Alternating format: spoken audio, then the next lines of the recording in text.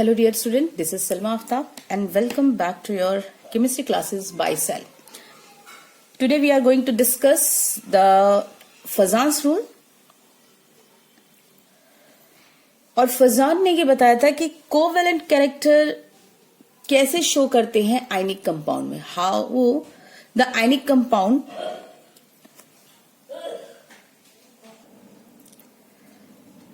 Compound show covalent character. जैसे कि अब तक जितना हम लोगों ने बॉन्ड पढ़ा है, कोवेलेंट बॉन्ड और आयनिक बॉन्ड पढ़ा है हम लोगों ने, ठीक है। और neither a covalent nor ionic, they are not 100% pure. मतलब कि 100% प्योर ना ही आयनिक कंपाउंड अपने कैरेक्टर को शो कर पाते हैं और ना ही कोवेलेंट कंपाउंड अपने 100% प्योरिटी या प्योर फॉर्म को शो कर पाते हैं। समवेयर दे आर शोइंग, जो कोवेलेंट कंपाउंड है वो कहीं ना कहीं आयनिक कैरेक्टर को शो करते हैं और कहीं ना कहीं आयनिक कंपाउंड जो है वो कोवेलेंट कैरेक्टर शो करते हैं। और फजान ने यही चीज बताया कि आयनिक कंपाउंड कैसे कोवेलेंट कैरेक्टर अपने आप में शो करते हैं और उसका क्या इम्पैक्ट पड़ता है। क्लियर? तो हम एग्जांपल से मतलब जस्ट द कोवेलेंट बॉन्ड जिस तरीके से पार्शियल आयनिक कैरेक्टर शो कर रहे हैं, उसी तरीके से आयनिक कंपाउंड भी कोवेलेंट कैरेक्टर शो करते हैं। और यही covalent character in ionic compound, इसी को फजान ने समझाया था। Just take an example. हम एक एग्जांपल से समझते हैं कि suppose we have an ionic compound. और आयनिक कंपाउंड कैसे बनते हैं? आयनिक कंपाउंड में पॉजिटिव और नेगेटिव चार्ज का इंटरेक्शन होता है और उनके बीच में इलेक्ट्रोस्टैटिक फोर्स ऑफ अट्रैक्शन, और इलेक्ट्रोस्टैटिक फोर्स ऑफ अट्रैक्शन की वजह से कंपाउंड बनाते हैं। तो suppose we have a cation, ठीक है, ये एक कटायन है हम लोगों के पास, पॉजिटिव चार्ज ये कटायन को रिप्रेजेंट कर रहा है, this one is our cation. और नेगेटिव चार्ज जो कि हम बता सकते हैं कि नेगेटिव आयन जो है वो it will be larger in size, ये है this one is our anion. और अनायन जो है ये अनपोलराइज्ड है। अभी पोलराइजेशन की ही बात करेंगे हम लोग, ये है अनपोलराइज्ड, ठीक है। लेकिन due to the presence of this cation and anion, यहां पे एक हो जाता है डिस्टॉर्शन क्रिएट होता है। क्यों? ये पॉजिटिव चार्ज ये क्या करता है, पॉजिटिव जो कटायन है, ठीक है, पॉजिटिव कटायन की वजह से ये इस अनायन को डिस्टॉर्ट कर देता, पोलराइज्ड कर देता है। क्यों? पोलराइजेशन का इसका रीजन क्या हो जाता है?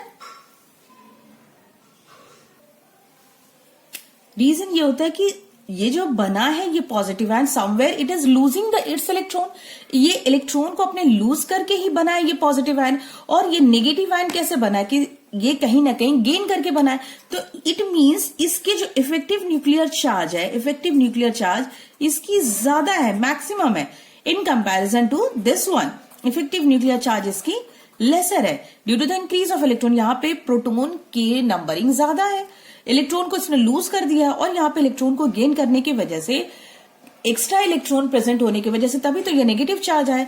अब यहीं पे इतना ज्यादा इफेक्टिव न्यूक्लियर चार्ज हो जाता है कि समवेयर वो इसके जो इलेक्ट्रॉन्स है, इलेक्ट्रॉनिक क्लाउड्स जो है, ठीक है, इलेक्ट्रॉन की जो डेंसिटी है वो इधर की तरफ कहीं ना कहीं शिफ्ट हो जाती है।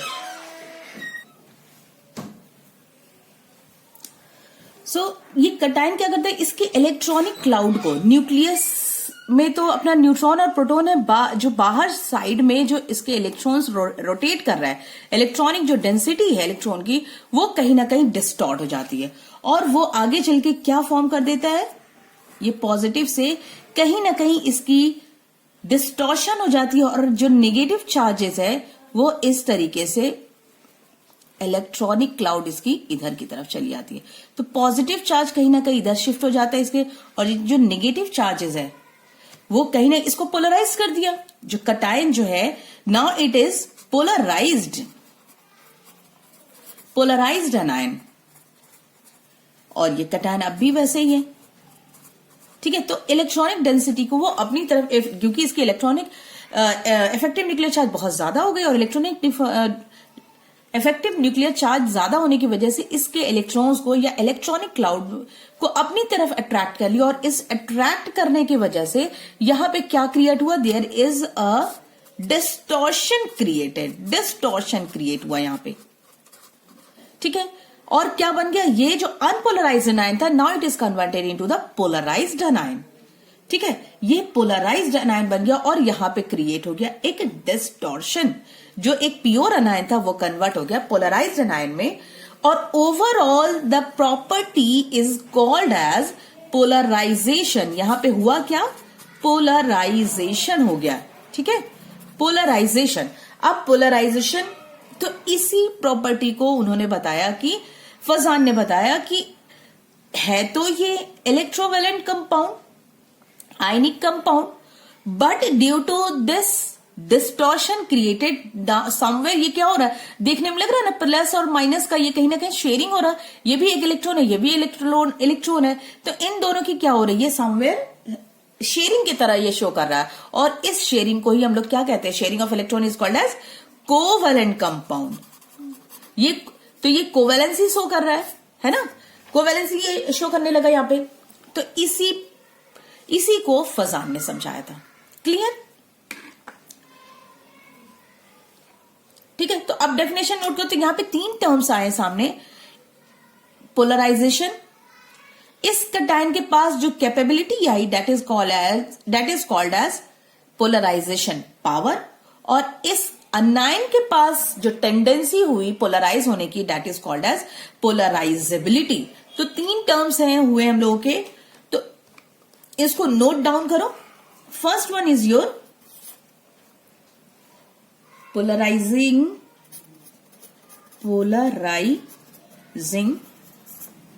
पावर, ठीक है, polarizing power.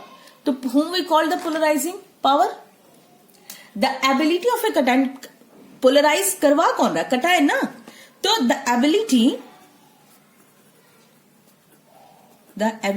of cation to polarize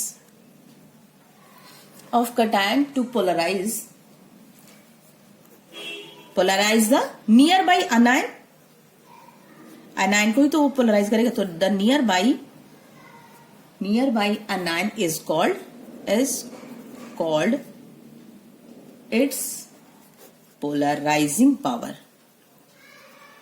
polarizing power, ठीक है। सेकेंड टर्म क्या आएगा, polarisability,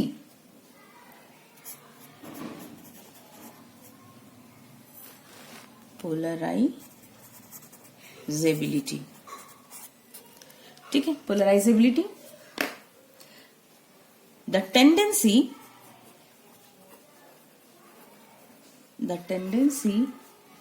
of an anion of an to get distorted, इसी anion की जो है ना, to get distorted or polarized by the cation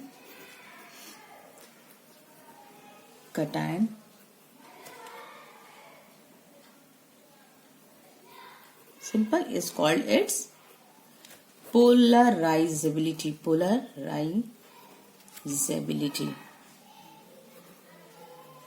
ठीक है। हो गए 2 टर्म समझ में। और overall the process of polarizing the anion by the cation is called as polarization. पूरा का पूरा ओवरऑल प्रोसेस हो जाता है हम लोगों का पोलराइजेशन। तो 2 टर्म समझ में आए। कटायन के टर्म में अगर हम यूज करेंगे then it is called as polarizing power, और पोलराइजेबिलिटी अगर हम टर्म यूज करें it means we are using for the anion. Clear, ये 2 चीजें सामने आ गई। अब नाउ क्वेश्चंस कैसे आएंगे इस पे,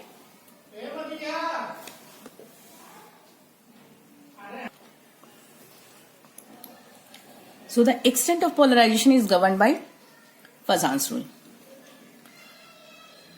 पीछे पोलराइजेशन पढ़ लिया था। अब पोलराइजेशन की क्या क्या कंडीशन है वही हम लोग को पढ़ना है। First is your size of ions. Ions की साइज पे कैसे पोलराइजेशन डिपेंड कर रही है, यानी कि कोवेलेंट कैरेक्टर कैसे शो करेगा, कैसे डिपेंड कर रहा है। साइज ऑफ आयंस, कटायन की साइज जो होगी it must be smaller in size. Cation जितना छोटा होगा, जिसकी उसकी साइज जितनी छोटी होगी उतना ही ज्यादा वो इफेक्टिव पोलराइजेशन वो शो करेगा। ठीक है, इसकी पावर उतनी ज्यादा होगी। Cation it means it is our positive charge, और जितना ये स्मॉलर होगा इसकी इफेक्टिव न्यूक्लियर चार्ज उतनी ज्यादा हाई होगी, तो वो अनायंस को अपनी तरफ क्या कर सकेगा, उतना ज्यादा से ज्यादा वो अट्रैक्ट कर सकता है। अनायन की साइज अगर बड़ी होगी, अनायन की साइज अगर बड़ी होती है, ठीक है, ये न्यूक्लियस है, जितनी ज्यादा बड़ी होगी तो इफेक्टिव न्यूक्लियर चार्ज क्या करेगा, इसका इफेक्टिव न्यूक्लियर चार्ज कम होगा, तो वो बाहर के इलेक्ट्रॉन को अपनी तरफ अट्रैक्ट कम कर पाएगा, और इस वजह से क्या होगा, ये वाला पॉजिटिव आयन उतनी ही इजीली से वो इसको क्या करेगा, अपनी तरफ अट्रैक्ट कर सकता है। जो इसकी जो इलेक्ट्रॉनिक क्लाउड है वो इसकी तरफ भागेगा, ना कि यहां पर। ठीक है, ये रीजन होगा, जितना अनायन का साइज जितना ज्यादा से ज्यादा बड़ा होगा तो इफेक्टिव न्यूक्लियर चार्ज का कम हो जाएगा, कम होगा तो इजीली इलेक्ट्रॉन क्या होगा, शिफ्ट हो जाएगा किधर, कटायंस की तरफ, और ये पूरा ओवरऑल कैरेक्टर शो करेगा कोवेलेंट कंपाउंड का। हो गया। चार्ज ऑन आयंस, आयंस की चार्ज क्या होनी चाहिए, चाहे कटायन के रिस्पेक्ट में बात करें चाहे अनायन के रिस्पेक्ट में बात करें, चार्ज मस्ट बी हायर, ज्यादा से ज्यादा चार्ज। अगर कटायंस पे चार्ज ज्यादा होगा, जितना ज्यादा चार्ज होगा उतना ज्यादा वो स्मॉल होगा, अनायंस पे जितना ज्यादा चार्ज होगा उतना ही ज्यादा ग्रेटर होगा, साइज उसकी बड़ी हो जाएगी। ठीक है, तो charge must be higher whether it is cation और अनायन, मतलब दोनों के रिस्पेक्ट में ये हो जाएगा, बड़ा हो जाएगा। साइज ऑफ आयंस पे देखो एग्जांपल अगर हम देखेंगे, साइज ऑफ आयंस के फॉर्म में, इसके एग्जांपल में हम बात करेंगे तो Li plus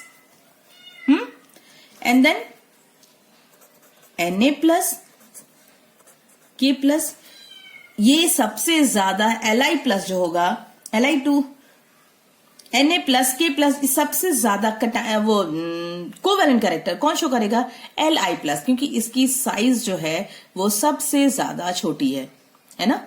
as we move down the group, पहले लिथियम है, फिर सोडियम है, फिर पोटेशियम है, नीचे नीचे जा रहा है जैसे, तो साइज क्या हो रही है, इंक्रीज कर रही है, तो लिथियम फिर सोडियम फिर पोटेशियम।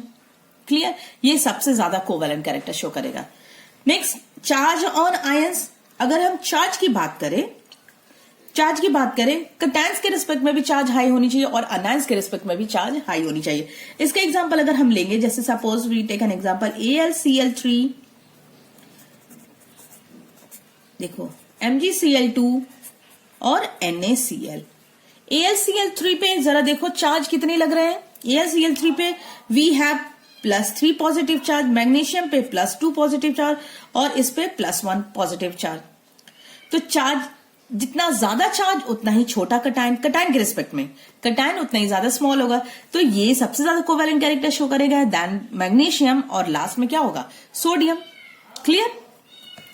नेक्स्ट जो है डी ब्लॉक एलिमेंट्स भी हम लोगों के, जहां पे अगर डी ब्लॉक एलिमेंट्स है और सपोज उसके कंपैरिजन में एस ब्लॉक के एलिमेंट्स है, तो D block element will show more covalent character in comparison to the D block elements, है ना। तो अब जैसे suppose we have a compound, यहां पे भी एग्जांपल हम ले लेते हैं, CuCl होगा या NaCl, इनको कहते हैं स्यूडो नोबल गैस कॉन्फ़िगरेशन। मतलब ये डी ब्लॉक के एलिमेंट्स जो है वो नोबल गैस तो नहीं है, but still they are stable, that's why they are called as pseudo noble gas configuration, और उनकी जो कॉन्फ़िगरेशन है नोबल गैस की तरह, that's why they are stable. तो अगर CuCl है, NaCl है, Cu कौन सा एलिमेंट है हम लोगों का, नोबल गैस, सॉरी ये डी ब्लॉक के एलिमेंट्स है, और डी ब्लॉक के एलिमेंट्स अगर जहां पे भी है, then this compound will show more covalent character than ionic compound. ये जो प्योर आयनिक कंपाउंड है, आयनिक कंपाउंड तो दोनों है, but due to the presence of D block element ये कोवेलेंट कैरेक्टर ज्यादा शो करेगा। ठीक है, तो ओवरऑल पोलराइजेशन या किस पे डिपेंड कर रही है हम लोगों की? Fajans rule, size of the ions, cation की साइज ज्यादा होनी चाहिए, कटायन की साइज स्मॉलर होनी चाहिए और अनायन की साइज ग्रेटर। चार्ज कितनी होना चाहिए? दोनों पे चार्ज हाई होना चाहिए, और अगर डी ब्लॉक एलिमेंट दिखेगा then it will show the covalent character.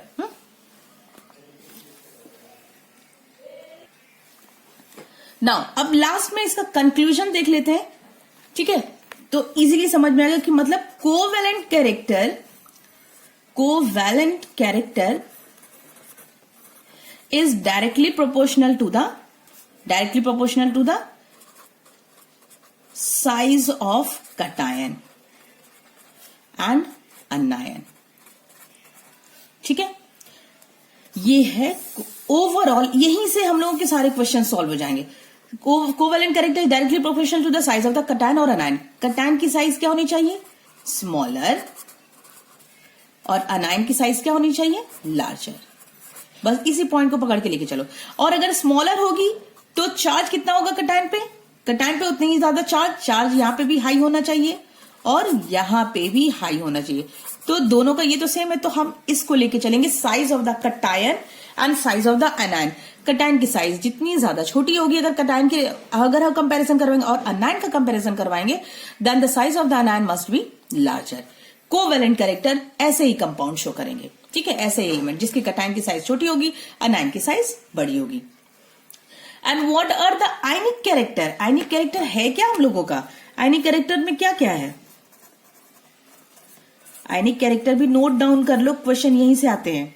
ये है आयनिक कैरेक्टर, यानी कि आयनिक कंपाउंड जो है they are mostly solid in state.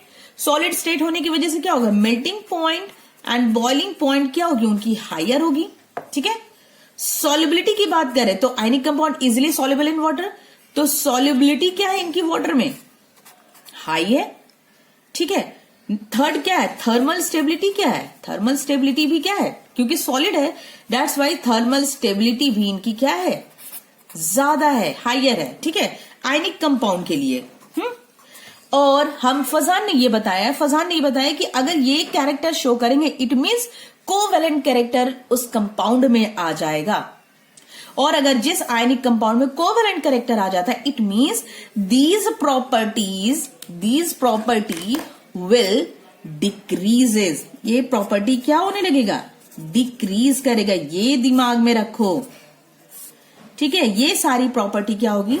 Decrease होने लगेगी, ठीक है? जब हम किसी भी कंपाउंड की कोवैलेंट कैरेक्टर देखेंगे। सपोज किसी क्वेश्चन में मेल्टिंग पॉइंट बॉइलिंग पॉइंट के रिस्पेक्ट में क्वेश्चन आ जाएगा, तो मेल्टिंग पॉइंट बॉइलिंग पॉइंट के रिस्पेक्ट में क्वेश्चन है तो क्वेश्चन उस पर डिक्रीज जो कर रहा होगा वो कोवैलेंट कैरेक्टर शो करेगा। क्लियर? ठीक है? तो ओवरऑल ये दिस इज आवर कंक्लूजन, और इसको नोट डाउन कर लो।